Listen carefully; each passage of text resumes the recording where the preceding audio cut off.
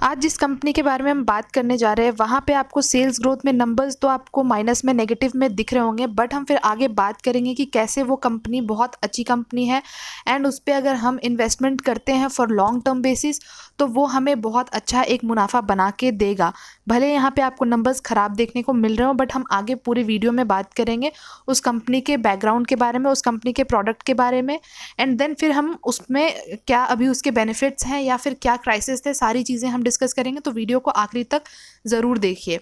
तो अगर हम बात करते हैं सबसे पहले सेल्स ग्रोथ की, तो आपको यहाँ पे नंबर्स जैसे कि दिख रहे हैं कि पिछले 5 साल में 8% का था, 3 ईयर्स में आपको कम दिखे हैं 3%, और आपको 1 साल में -12% के आसपास आपको इनका सेल्स ग्रोथ दिख रहा है। इसके ऊपर भी बात करेंगे कि रीजंस क्या रहे हैं जिस वजह से इनके सेल्स ग्रोथ में आपको इतना गिरावट देखने को मिल रहा है। अब अगर बात करें इसके हम प्रॉफिट ग्रोथ की, तो प्रॉफिट ग्रोथ में भी आपको नंबर्स जो है आपको माइनस में देखने को मिल रहे हैं इस 1 साल में। वहीं 3 साल में 8% के आसपास, 5 ईयर्स में आपको ऑलमोस्ट 9% के आसपास। अब अगर इसके हम आरओई की बात करें तो आरओई आपको नंबर्स ठीक ठाक आपको देखने को मिल रहा है। पिछले 5 साल में 18%, 3 ईयर्स में 16%, 1 ईयर में आपको ऑलमोस्ट 12% के आसपास। दैट मीन्स जो हमारा क्राइटेरिया होता है between 15 to 20 is good and above 20 is very good. तो आप देख सकते हैं कि ये अभी अगर 1 साल की बात करें तो लगभग आसपास थोड़ा आपको दिख रहा है 15 के। अब हम बात करते हैं आरओसीई के बारे में। तो आरओसीई आपको अच्छा दिख रहा है यहाँ पे। तो आरओसीई के परसेंटेज आप देख सकते हैं पिछले 5 साल में 25%, वेरी गुड। 3 ईयर्स में 22%, ऑलमोस्ट 23%, अबव 20% है, यहाँ पे भी बहुत अच्छी चीज़ है। एंड 1 ईयर में आपको 15% देखने को मिल रहा है, जो कि 15% से अबव है। तो आप आरओसी यहाँ पे अच्छा देख सकते हैं। अब हम जिस कंपनी के बारे में बात करें, ये कंपनी जो है इस्टेब्लिश हुई थी 1982 में। अब 1982 में जब ये लॉन्च इस्टेब्लिश हुई है कंपनी, उसके बाद इन्होंने अपने जो प्रोडक्ट हैं उसको एक प्रोडक्ट अपना लॉन्च किया था 1983 में, जिसका अगर हम सेल्स के बारे में बात करें तो 2.5 मिलियन सेल्स हुआ था इंडिया में। तो आप सोच सकते हैं बहुत अच्छा खासा सेल्स उन्होंने जनरेट किया था। और अगर वहीं हम उस कंपनी के लिस्टिंग की बात करें तो जो कंपनी थी वो 2003 में लिस्ट हुई थी, जिसका प्राइस था 170 रुपीज़ उस टाइम पे, और 2018 में ये शेयर जो है वो 9000 को भी टच किया था। तो आप सोच सकते हैं लॉन्ग टर्म में इस कंपनी ने कितना अच्छा प्रॉफिट बना के दिया अपने शेयर होल्डर्स को। तो अब हम देखते हैं कि कौन सी कंपनी के बारे में हम बात कर रहे हैं। तो आज हम बात करने वाले हैं मारुति सुजुकी कंपनी के ऊपर, जहाँ पे हम बात कर रहे थे कि मारुति 800 वाज लॉन्च्ड इन 1983, और यही वो प्रोडक्ट है उनका जिनका जो सेल्स जो जनरेट हुआ था इंडिया में वो जनरेट हुआ था 2.5 मिलियन का। तो आप देख सकते हैं कि कंपनी लॉन्ग टर्म में कितना अच्छा परफॉर्म करके अपने शेयर होल्डर्स को जो है प्रॉफिट बना के दिया है इस कंपनी ने। अब बात करते हैं आगे इसके डिटेल्स के ऊपर। तो अगर हम इस कंपनी के बारे में देखें तो ये इंडिया की सबसे बिगेस्ट कार मेकर कंपनी है, जो कि पैसेंजर व्हीकल सेगमेंट में आपको 51% मार्केट शेयर इनका पूरे आप कह सकते हैं 2020 में जो था मार्केट शेयर वो इनका 51% के आसपास आपको देखने को मिला था। तो आप सोच सकते हैं कि ये कंपनी कितनी अच्छी कंपनी है। अब बात करते हैं आगे इसके जो भी फंडामेंटल्स हैं एंड टेक्निकल के ऊपर। बट जैसा कि हमने देखा कि कंपनी के जो भी जितने भी सेल्स ग्रोथ और प्रॉफिट ग्रोथ आपको काफ़ी नेगेटिव में नंबर्स जो दिख रहे थे, अगर उनके रीज़न के ऊपर हम बात करें कि क्या वो रीज़न है जिस वजह से जो ऑटोमोबाइल सेक्टर है या फिर इस कंपनी के जो शेयर्स हैं या परफॉर्मेंस है वो इतना स्लो डाउन क्यों रहा है, तो अगर हम बात करें तो फर्स्ट निकल के आता है वो है एनबीएफसी क्राइसिस। दैट मीन्स आजकल जो लोग हैं जो चाह रहे हैं कि गाड़ियों के ऊपर हम लोन पे अपनी जो गाड़ी है वो परचेज़ करें, तो मोस्ट ऑफ द लोग जो होते हैं हमारे इंडिया में वो, या अब बाहर भी आप देखेंगे कि नॉर्मली लोग प्रेफर करते हैं लोन पे गाड़ी अपना लेना। बट अभी क्योंकि जो लोन है उनकी जो क्राइटेरियाज़ है वो काफ़ी डिफ़िकल्ट हो गई है, लोगों को लोन मिलने में काफ़ी मुश्किल का सामना करना पड़ रहा है उनको, और यही वजह है कि बिकॉज़ उनको लोन प्रॉपरली नहीं मिल रहे हैं तो वो लोन के ऊपर गाड़ी उठा नहीं पा रहे हैं या ले नहीं पा रहे हैं। सेकेंड चीज़ है कि अभी आजकल आप देख रहे हैं कि जो फ्यूल का प्राइस है वो बढ़ता ही जा रहा है दिन ब दिन, तो लोग उतना प्रेफर नहीं करें कि फ्यूल के ऊपर उतना खर्च करना। ऊपर से अगर उसके साथ अगर हम एक और चीज़ रीज़न देखें तो अभी आज के डेट में ओला और उबर फैक्टर्स जो है वो ज़्यादा इन सब चीज़ों में मायने रख रहा है, बिकॉज़ क्योंकि फ्यूल के प्राइस बढ़ रहे हैं, लोग अब अपनी गाड़ियां खरीद के उसके ऊपर फ्यूल के ऊपर खर्च करने से अच्छा सोचते हैं कि उतने में तो हम कहीं और अगर हमें ट्रैवल करना है तो हम ओला और उबर हम प्रेफर कर सकते हैं, बिकॉज़ वो एक तो टाइम भी उस हिसाब से अपना सेव कर सकते हैं लोग, ऊपर से मनी भी सेव हो जाता है उसमें काफ़ी। प्लस सेकंड चीज़ और एक है कि आप देख सकते हैं कि काफ़ी ज़्यादा आज की डेट में जो बाहर बड़ी सिटीज़ में आप देखते होंगे कि ट्रैफिक काफ़ी ज़्यादा बढ़ता जा रहा है। ऊपर से जो हमारे इंफ्रास्ट्रक्चर है वो दिन ब दिन मतलब काफ़ी ज़्यादा जो आप कह सकते हैं एरियाज़, पार्किंग की दिक्कत है, बहुत सारी चीज़ों की दिक्कतें होती है। एक-एक घर में लोग 4-4 गाड़ियाँ रख रहे थे, अब पार्किंग की दिक्कत होती है। तो लोगों के पास जगह नहीं है, लोगों के पास पैसे की क्राइसिस है, लोग समय बचाना चाहते हैं, लोग जगह बचाना चाहते हैं, जिस वजह से वो प्रेफ़र कर रहे हैं कि ठीक है, गाड़ी ना खरीद के हम ओला या उबर को प्रेफ़र करना ज़्यादा बेटर समझ रहे हैं। सेकंड चीज़ एक और आया था कि गवर्नमेंट ने एक रूल निकाला था कि नॉट आफ्टर, फ्रॉम अप्रैल 2020 से जो गाड़ियाँ होंगी वो BS6 एमिशन स्टैंडर्ड के अंदर आएंगी। तो जिस वजह से उस जो भी गाड़ियाँ होती है इसके अंदर उनमें काफ़ी ज़्यादा कॉस्टली आप कह सकते हैं कि उनके हार्डवेयर्स और इक्विपमेंट होते हैं, और जिस वजह से भी इनके ऊपर काफ़ी ज़्यादा इम्पैक्ट पड़ा है कि गाड़ियाँ और महंगी हो गई है दिन ब दिन। तो काफ़ी सारे ये सारे रीज़न थे जिस वजह से गाड़ियों के सेल्स में या ऑटोमोबाइल सेक्टर में आपको स्लो डाउन देखने को मिल रहा है। बट ऐसा नहीं है कि ये लॉन्ग टर्म के लिए रहने वाला है या इन फ्यूचर ये ऐसा ही रहने वाला है। इन फ्यूचर हमें और भी अच्छी चीज़ें दिख सकती है अगर हम लॉन्ग टर्म के बेसिस पे बात करते हैं, तो वो भी हम आगे वीडियो में डिस्कस करेंगे। उससे पहले हम देखते हैं कि कंपनी ने अभी और बाकी जैसे इनके बैलेंस शीट कैसे रहे हैं या बाकी इनके जो वैल्यूएशन है वो कैसे रहे हैं। सिर्फ अभी हम शेयर के बारे में बात करेंगे और आखिरी में हम देखेंगे कि इसमें हम अगर इन्वेस्टमेंट करना चाह रहे हैं तो इनमें पॉजिटिव चीज़ें क्या है, कि क्यों हमें ऑटोमोबाइल सेक्टर में मारुति में हमें इन्वेस्ट करना चाहिए। तो चलिए आगे बढ़ते हैं फिर वीडियो में। अगर हम इसके बैलेंस शीट पे नज़र डालते हैं, जहाँ पे हम देखेंगे कि ईयर ऑन ईयर बेसिस पे इनके सेल्स और इनके नेट प्रॉफिट कैसे निकल के आ रहे हैं। तो ये सिर्फ हम अब मारुति सुजुकी के ऊपर बात करने वाले हैं। तो आप देखेंगे 2018, 19, 20, 21 ये 4 साल के आपके सामने फिगर्स निकले हुए हैं। यहाँ पे सारे नंबर्स आपको करोड़ में दिखने वाले हैं। तो अगर हम सेल्स की बात करते हैं कि कंपनी ने सेल्स कैसा जनरेट किया, तो आप देख सकते हैं कि मार्च 2018 में, दैट मीन्स 2018 में इनका जो सेल्स था वो था 79,763 का। बट अभी एक तो बिकॉज अभी हम देख सकते हैं कि 2020 दैट मीन्स 2020 से लेकर 2021 के बीच में अभी लोग कोरोना से ही वापस से उभरे नहीं है। जैसे ही उभरे थे वापस से सेकेंड वेव आ गया। तो काफ़ी ज़्यादा इम्पैक्ट इस वजह से भी पड़ा है कि इनके सेल्स ग्रोथ में आपको कमी देखने को मिल रहा है पिछले साल के भी मुकाबले। क्योंकि आप अगर देखेंगे मार्च 2019 में इनके जो सेल्स हैं वो काफ़ी बढ़े थे, बट अगेन मार्च में आपको एक फॉल दिख रहा है यहाँ पे मुकाबले 2019 के, और 2020 के मुकाबले आपको 2021 में और आप डिप देख सकते हैं यहाँ पे। अब अगर वहीं हम नेट प्रॉफिट की बात करते हैं तो नेट प्रॉफिट में भी आप देखेंगे कि मार्च 2018 में जो था वो था 7,722 का इनके नेट प्रॉफिट में जो प्रॉपर जो निकल के आया था।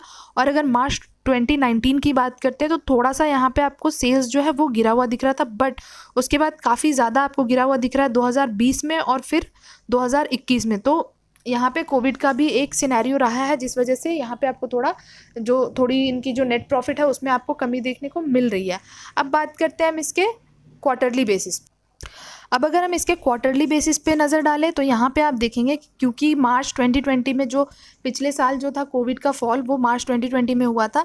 उसके बाद आप देखेंगे कि जो जून में आप यहाँ देख सकते हैं कि 4,106 करोड़ का इन्होंने सेल्स जनरेट किया था, बट सितंबर में वापस से सुधार आपको देखने को मिल रहा है। अगेन आपको दिसंबर में सुधार है और मार्च 21 में आपको सुधार देखने को। तो धीरे धीरे कंपनी ने अच्छा सेल्स जनरेट किया ऑन क्वार्टर बेसिस, ये ईयरली बेसिस पे नहीं है। अब अगर बात करते हैं नेट प्रॉफिट की, तो जो जून वाला क्वार्टर जो था 2020 में, वहाँ पे कंपनी ने नेगेटिव में अपना नेट प्रॉफिट पोस्ट किया था। वहीं आप देखेंगे कि फिर सुधार आया इनके नेट प्रॉफिट में 2020 सितंबर में, जहाँ पे 1,372 करोड़ का जो नेट प्रॉफिट इन्होंने बनाया था। उसके बाद दिसंबर में वापस से थोड़ा और सुधार देखने को मिला है, बट मार्च 21 में आपको थोड़ा सा डिप यहाँ पे देखने को ज़रूर मिल रहा है। अब बात करते हैं आगे वीडियो में हम।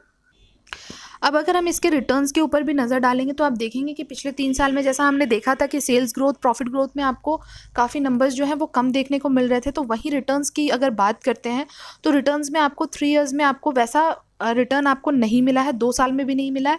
1 साल में आपको 35% के आसपास मिला है। बाकी आपको नंबर्स जो है वो सारे नेगेटिव में आपको देखने को मिल रहे हैं। सिर्फ 1 महीने के अंदर ये थोड़ा सा आपको बढ़ा हुआ दिख रहा है, ऑलमोस्ट 2.5% के आसपास। तो यही है कि हम इसमें अगर लॉन्ग टर्म में इसमें इन्वेस्ट करते हैं तो काफ़ी अच्छा हमें प्रॉफिट बना के देगा ये शेयर। अब हम देखते हैं इसके शेयर होल्डिंग पैटर्न्स के ऊपर कि कितने इसके अंदर जो है किनकी होल्डिंग्स है। अब अगर हम शेयर होल्डिंग्स पे नज़र डालें तो आप देख सकते हैं कि ये एक स्ट्रॉन्ग चीज़ इसमें ये है कि जो प्रमोटर्स हैं उन्होंने अपनी होल्डिंग्स को बिल्कुल भी कंसिस्टेंट रखा है, बिल्कुल भी फ्लक्चुएट आपको नहीं दिख रहा है ज़्यादा, तो काफ़ी ज़्यादा ही इन्होंने कंसिस्टेंसी मेंटेन की है। वहीं अगर एफआईआई की भी बात करें तो एफआईआई ने अपने होल्डिंग्स को पिछले जून के मुकाबले मार्च में बढ़ाया है, मार्च 21 में। वहीं दिसंबर 2020 से थोड़ा सा एक आप देख सकते हैं कि हल्का सा यहाँ पे भी बढ़ा हुआ आपको दिख रहा है। तो मतलब इनका जो है हर साल थोड़ा हर क्वार्टर थोड़ा थोड़ा करके जो एफआईआई है उन्होंने अपनी होल्डिंग्स को यहाँ पे बढ़ाया है। अब अगर वहीं डीआईआई की बात करें, डीआईआई ने थोड़ी सी अपनी होल्डिंग्स को कम किया है। आप देख सकते हैं पिछले जो क्वार्टर था वो था 15.66 और इस बार है 15.08। अब अगर वहीं पब्लिक की भी बात करें तो पब्लिक ने अपने होल्डिंग्स को यहाँ पे बढ़ाया है पिछले जून के मुकाबले। देखते हैं कंपनी के ऊपर प्लेज कितना है या है नहीं।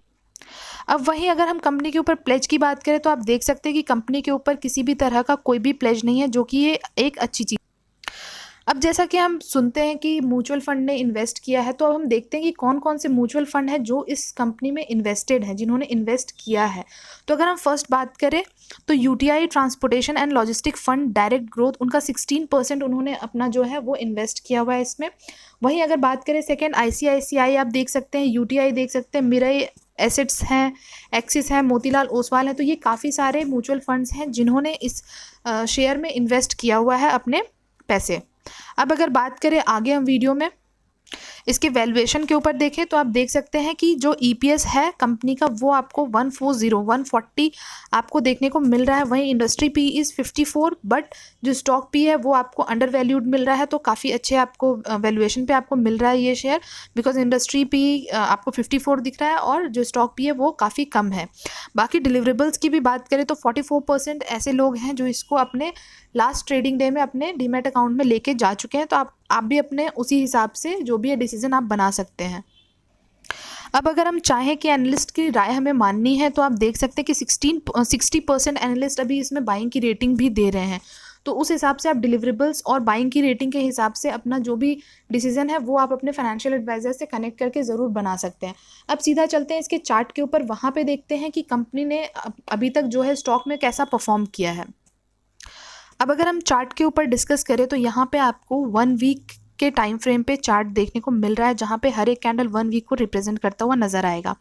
तो अगर हम बात करें इसकी, जब हम बात कर रहे थे कि 2003 में ये जब कंपनी लिस्ट हुई थी तो ये लिस्ट हुई थी 170 रुपीज़ के आसपास। 2018 में ये शेयर आपको 9000 तक पहुंचा था और उसके बाद उतना अच्छा खासा जिन्होंने भी होल्ड किया होगा उनको बहुत अच्छा खासा रिटर्न बना के दिया होगा इस शेयर ने। बट अगर वही मार्च 2020 की बात करें, जो कोविड का ये फॉल था, तो कंपनी जो शेयर है वो आपको 4000 के आसपास देखने को मिला होगा। जिन्होंने भी उस टाइम भी इन्वेस्ट किया है तो अभी एक अच्छा खासा उनको भी रिटर्न बना के दिया होगा इस शेयर ने।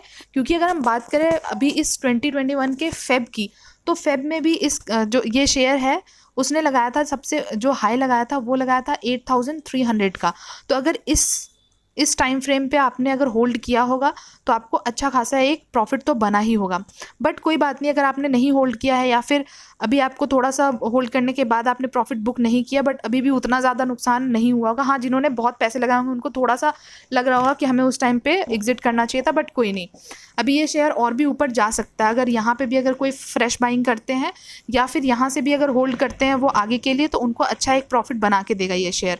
तो अगर हम 1 वीक के टाइम फ्रेम पे देख रहे हैं तो यहाँ हम देखेंगे कि ये जो शेयर है अभी अपने सारे ही जो EMA है लाइक 20, 50, 100 एंड 200 वीक EMA के नीचे सस्टेन करता हुआ आपको दिख रहा है काफ़ी टाइम से, लाइक काफ़ी वीक से, ऑलमोस्ट 3 to 6 वीक से आपको काफ़ी नीचे ये आपको दिख रहा है।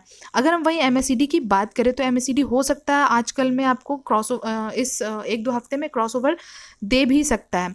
बट अगर हम वहीं इसके लेवल्स और टारगेट की बात करें ऑन वीकली बेसिस, तो आने वाले दिनों में आपको जो ऊपर के लेवल्स जो दिखेंगे वो दिखेंगे 6941। आप चाहे तो वीडियो को आप रोक के एक बार नोट डाउन कर सकते हैं। अदरवाइज़ आपको जो दिखेंगे वो दिखेंगे 7882। अदरवाइज़ ये 8300 तक अपने जा सकता है। जैसा कि हम कह रहे थे कि फरवरी में ये 8300 के आसपास था, तो आने वाले दिनों में ये आपको वहाँ भी दिख सकता है। अगर यहाँ से और प्रॉफिट बुकिंग आती है ऐसे तो अभी आना नहीं चाहिए प्रॉफिट बुकिंग, बट अगर आपको और नीचे के लेवल पे आप चाहते हैं कि आप वहाँ से इन्वेस्ट करें तो आप वेट करते हैं, तो आपको 6595 दैट मीन्स 6595 के लेवल पे आप देख सकते हैं। Otherwise 5867, otherwise 5740।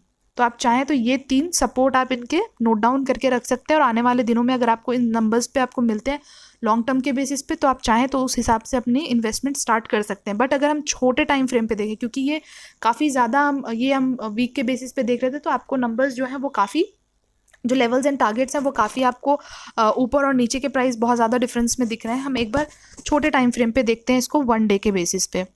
1 सेकेंड, अगर हम 1 डे के बेसिस पे भी देख रहे हैं, तो जैसा कि हमने कहा था कि ये इस टाइम पे ये 1 सेकेंड, ये वो टाइम था जहाँ पे ये शेयर आपको 8300 के आसपास देखने को मिला था जनवरी टू फरवरी के बीच में।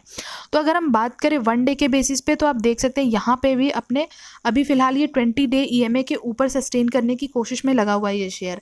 बट अगर यहाँ से अगर हम देखते हैं कि ये शेयर ऊपर की तरफ जाता है, तो आपको जो थोड़े से छोटे टाइम फ्रेम पे छोटे टाइम उस पर आप देखें तो देख सकते हैं 6830 का आपको ऊपर का टारगेट आपको मिल सकता है। अगर हम बात करें दूसरा अगर हम बात करें तो 6964, आइदर 7159, तो ये सारे आने वाले दिनों में आपको लेवल्स इसके दिख सकते हैं। बाकी अगर हम नीचे के लेवल की बात करते हैं कि अगर ब्रेकडाउन देता है नीचे को और आप चाहते हैं कि आप नीचे के लेवल पे आप इसमें बाइंग इनिशिएट करें, तो आप ध्यान रख सकते हैं 6723, 6616, अदरवाइज 1 सेकेंड 6536। तो ये चाहे तो आप ये नंबर आप नोट डाउन करके रख लें, और उस हिसाब से अपनी इन्वेस्टिंग जो आपको करनी है उसका आप फैसला चाहें तो आप ले सकते हैं। बाकी अगर हम MACD की भी बात करें, तो MACD भी अभी ऊपर की तरफ हमें एक इंडिकेट कर रहा है कि हम चाहें तो इसमें इन्वेस्टमेंट कर सकते हैं, और अगर ऊपर के तरफ जाता है तो अच्छा प्रॉफिट हमें बना के देगा, जो कि हमने 1 वीक के टाइम फ्रेम पे भी देखा कि अपने प्रीवियस हाई जो फरवरी का था वहाँ तक भी ये शेयर जा सकता है, जो कि था 8300 के आसपास। तो अब अगर हम बात करते हैं कि हमें ऑटोमोबाइल सेक्टर में हमें इन्वेस्ट करना चाहिए या नहीं चाहिए, क्योंकि ये ऑटोमोबाइल सेक्टर के इंडस्ट्री का शेयर है। तो अगर हम बात करें इसके लॉन्ग टर्म बेसिस पे, तो आप देख सकते हैं कि अभी इलेक्ट्रिक व्हीकल के न्यूज़ के बारे में हमने काफ़ी सुना है। तो इलेक्ट्रिक व्हीकल अभी आने वाले टाइम में आ सकता है, और ऊपर से ये कोविड तो हमेशा जीवन भर रहने वाला नहीं है। ये चीज़ें जब ठीक होगी तो लोग और भी वापस से जो भी है अपनी इन्वेस्टमेंट करेंगे, गाड़ियाँ खरीदेंगे ही। ऐसा नहीं है कि बिल्कुल ही गाड़ियाँ खरीदना बंद हो गया हो या बंद कर देंगे, ऐसा नहीं है। अगर ओला उबर फैक्टर्स हमने जो डिस्कस किया है वो है भी, तो ऐसा नहीं है कि लोग गाड़ियाँ खरीदेंगे ही नहीं, बिल्कुल ज़ीरो हो जाएगा, ऐसा नहीं है। प्लस इलेक्ट्रिक व्हीकल आ रहे हैं, तो उसके वजह से भी काफ़ी सारे उसमें भी बेनिफिट हैं। तो उस हिसाब से चाहें तो लोग उसमें गाड़ियाँ खरीदेंगे, और उस हिसाब से जो शेयर है वो आगे की तरफ भागेगा ही, और सेक्टर्स जो है वो उसमें जो भी स्लो डाउन आया अभी के फ़िलहाल टाइम में, तो वो भी कम होता हुआ आपको दिखे। अब जैसा कि हम बात कर रहे थे कि ग्रोइंग डिमांड क्या हो सकता है, आप यहाँ पे ये भी देख सकते हैं जो भी चीज़ें हैं कि rise in middle class income and young population will result in strong growth. तो आप देख सकते हैं क्योंकि मिडिल क्लास की जो इनकम है वो अभी आपको बढ़ता हुआ दिखेगा आने वाले टाइम में, तो ये भी एक फैक्टर्स हो सकता है कि यहाँ पे आपको ये इस सेक्टर में आपको एक स्ट्रॉन्ग ग्रोथ देखने को मिल सकता है। वहीं जो हम इलेक्ट्रिक व्हीकल की बात कर रहे थे, तो अभी जो भी फोकस है लोगों का वो इलेक्ट्रिक व्हीकल की तरफ शिफ्ट होता जा रहा है। तो आई थिंक हमने आज काफ़ी सारा डिस्कशन किया है ऑटोमोबाइल सेक्टर के ऊपर, और जैसा हमने बताया कि अभी आने वाले दिनों में आपको इसमें एक उछाल आपको देखने को मिल सकता है। तो चलिए आप अपने हिसाब से और अपने फाइनेंशियल एडवाइज़र के हिसाब से जो भी है डिस्कशन के बाद आप चाहें तो आप इसमें इन्वेस्टमेंट कर सकते हैं। बाकी अगर आपको कोई भी डाउट है या कोई भी डाउट लग रहा है वीडियो में या कुछ भी कंटेंट में, तो आप मुझे कमेंट बॉक्स में बता सकते हैं, हम उसको सुधारने की कोशिश ज़रूर करेंगे। चलिए फिर आपसे मिलेंगे हम जल्द ही नेक्स्ट वीडियो में, तब तक के लिए thank you and take care.